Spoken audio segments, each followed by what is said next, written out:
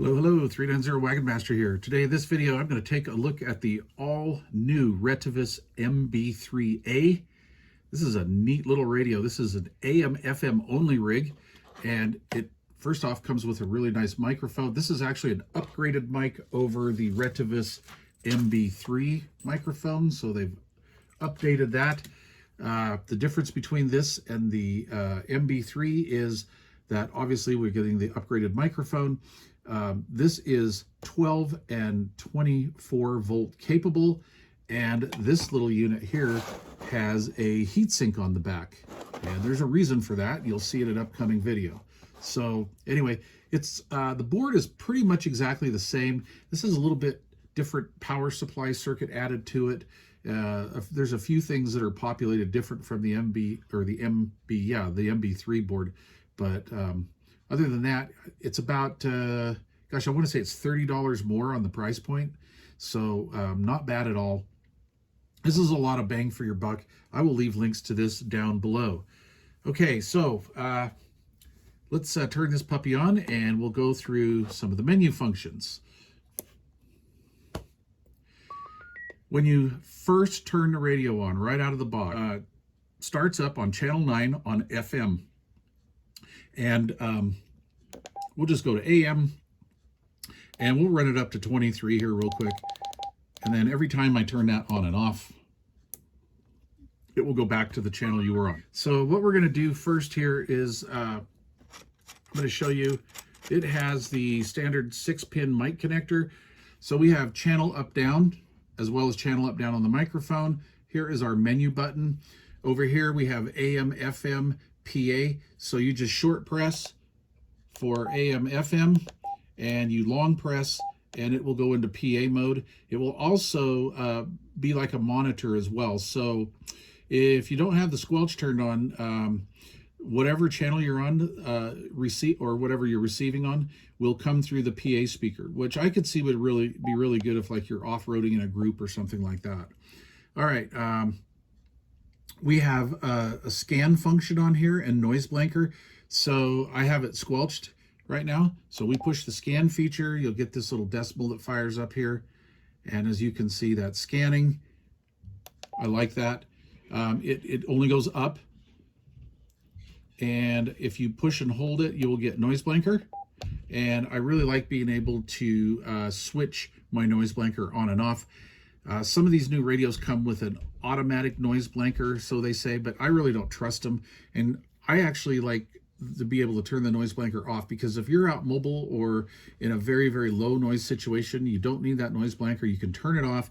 It will slightly improve the audio quality, like let the higher frequencies roll through, and it will increase your selectivity. Okay, next off, we have the emergency. And let me get out of that scan mode. Okay, and we'll turn noise blanker off. All right, so we have emergency that toggles from channel 9 to 19 and then back to the channel you're on. You push and hold that button and it will lock it, so it'll lock us out of any other features other than just these rotary controls. So turn that back off. And then we have Vox. Now, Vox on these Retevis radios is really good. I think it's probably the best Vox system we have going right now in most of these modern radios. So here's how you activate that. So you push the microphone down, as I'm doing here, and then you momentarily hit the little Vox button, and we're in Vox mode. Now, this is factory OEM mode here, so look at that. 1, 2, 3, 4. That, and I am a good foot and a half away from the microphone right now. And just look at that. Like, that's right out of the box. That's crazy. Awesome. And you may be able to see over here in the corner, you can see the little meter going, hello, radio, radio, radio. This radio is kind of hot out of the box too. A little over 4 watts, pretty close to 5 actually. So let's turn that off.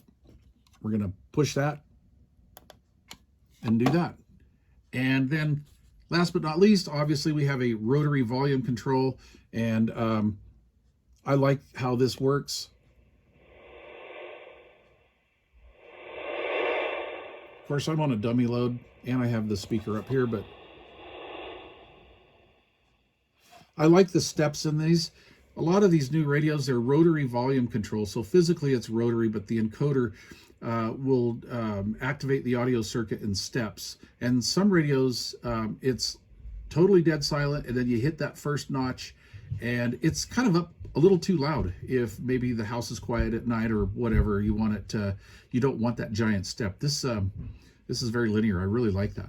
All right, and then of course we have the auto squelch circuit. So we're in auto squelch mode right now. And President Electronics actually perfected this circuit. I really like that. The more I use it, the more I like it. And we can go into the menu settings and set the depth of this squelch. But if you don't want to futz around with turning the rotary dial here like this and fine tuning it, you can just go all the way counterclockwise. You're in auto squelch mode. And then you just turn it clockwise a little bit and you'll see the meter come up. And of course you would hear that as well.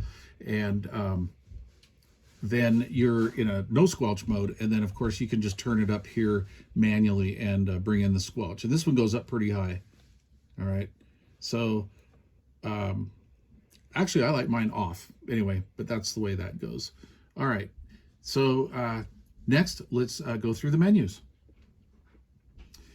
Okay, so menus are pretty basic on this.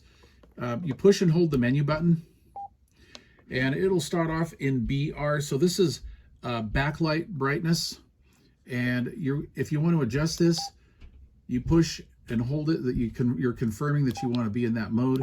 And then we have 1 through 3, which, you know, high, medium, low. That's great. And we'll just go back to high. We're going to confirm that with pushing the menu again. Let's go to the next one. This is the beep sound. This is the key beep sound, so we can turn it on or off. However, I like it on for demonstration purposes, and it's really not too annoying. Okay, the next one is Roger beep, and we can toggle through 6 different Roger beeps on that. Next one is our Vox setting, and this is the sensitivity for the Vox. And let's confirm that. Look at that. That was at 1, and the higher you turn it, it's kind of opposite of what you think. The higher you raise that, the less sensitive it is. So we're going to set it where it was, 1. And this is the Vox timing, and this was for a setup as a short Vox, so we're just going to confirm that. That goes through 1 through 9 as well. Over here we have a pretty cool feature. This is our RF power setting, and let's confirm we've been in low here out of the box, and we have low and high. All right, and I will show you what this thing is putting out power-wise here in just a second. But we're going to revert back to the factory setting of low. And then this is our timeout timer, which will allow us to go from 0, it comes out of the box at 3 minutes, from 0 to 9 minutes. Actually, the manual said 10 on the other one, I believe. But anyway, 9. And I just set it at 3. That's a decent amount of time. Timeout timers are interesting, for sure. They keep you out of a stuck mic situation, that's for sure. And then last but not least, we have the auto squelch, and this is how we set the depth of our auto squelch. Currently it's on 4, and we'll just go back with that. Again, if we want to make that squelch deeper, we can do that and make those adjustments. And we want to get out of here. We can either just let it time out, key the mic, or turn the radio off and back on, either way. So we're currently transmitting on channel 33. By the way, stay tuned for another video where I bite into some menu settings. You guys might like that. This radio does a lot, a ton of stuff. So beyond what I'm showing you right now. So anyway, how do I like the receiver on my base station here in a high noise environment? I like it. These modern radios tend to be a little noisier than, say, like an old school Cobra 29 or Cobra 25 or something. But you know, in the mobile, it's kind of a wash for sure. The AM quality, when I listen to my bench monitor here, AM audio quality sounds great in transmit mode. In FM mode, these things absolutely kick butt. All these Retevis radios have a very, very strong and stout sounding FM portion. All right, time to have a little fun. Let's see what this puppy will do. Now remember, this is out of the box stock. Haven't adjusted anything. So here's what we're getting, I believe, on low. And let me turn the camera over here a little bit, and we'll zoom in. We'll see if we can zoom in here. And let's go into here. All right, so bird watts, and I have a 100-watt slug in here. So we're going to read the bottom scale, right? There's 20 watts, but each increment is 2, and this little mark here is 10, okay? Hopefully that's not washing out. Anyway, so let's key it up and see what we have. We have just shy of 5 watts right out of the box, like really strong. Pretty interesting. All right, hello radio, 1 2 3 1 2 3. There's 10. Hello radio. So we've got a hello radio, about 16. Pretty cool. Let's go into our menus. I'm going to go into the menu here, and we will go to power output. Confirm that as high power, and I'll get out of that. Okay. Hello radio. There's a reason why that heatsink is on there. So just average talking into the radio, we're looking at 16, 18 watts. Hello, with a peak of almost 23 watts. So that's pretty crazy. And let's see. So we're doing a 10-watt dead key. All right, that's on AM. Of course, we're not going to get any modulation or swing on FM. But out of the box, we have just a hair over 22 watts, almost 23 watts on FM. And I will go back into the menu, and we will see what that's like on FM on low power. Confirm that.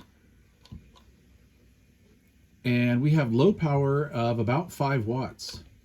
Man, this sucker's a powerhouse, I'm telling you. No doubt. Anyway,